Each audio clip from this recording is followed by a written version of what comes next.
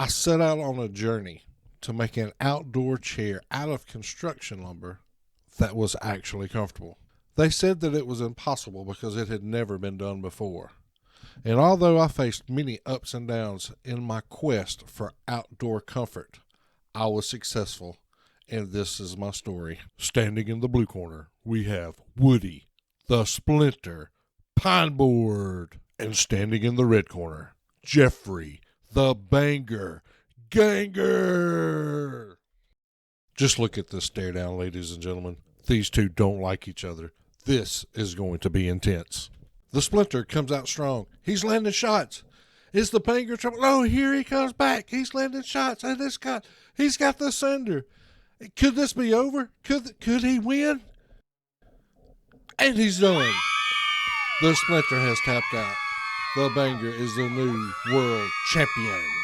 The truth is, there's a lot of sanding in woodworking.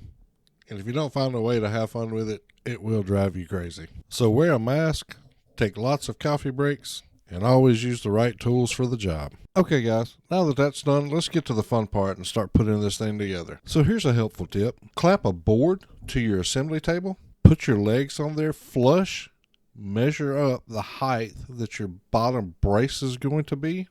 Now put your bottom brace in place and make everything flush. Make marks on the top and bottom of your brace so you know where to put the glue. So now when you pre-drill and screw this thing together, it's perfect every time.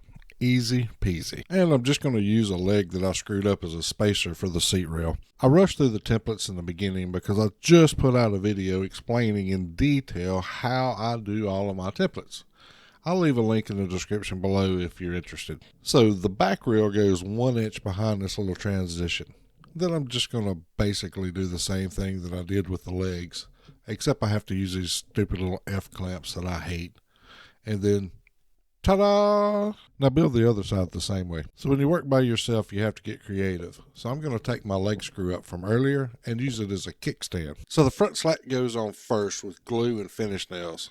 And then I can square it up with a speed square. The best thing that I found to use for spacers is bolts. The heads keep them from falling through. They're easy to keep up with.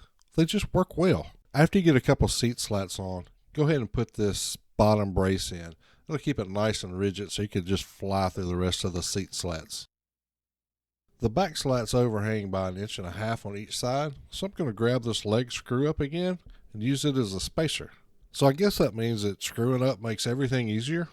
Who'd have thought? So now's a good time to mark out the location of your armrest, bracket, brace, corbel thingy. Then glue and screw your armrest on. Then attach your armrest, bracket, brace, corbel thingy with some wood glue and finish nails, and you're done with the chair. Let's see what it feels like. Oh. So I'm actually shocked that it is this comfortable on my first shot. This video is brought to you by me, cornerwoodworking.com. Check us out for easy to follow plans for projects for you to keep or to sell. Link in the description.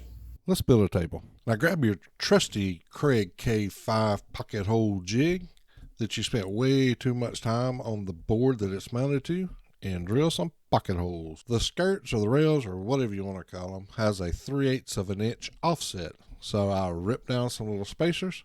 Put your short rails in first, then your long rails, and all that's left is the top. So you could glue this top up and install it all in one piece, but it just kind of seems like a waste of time to me.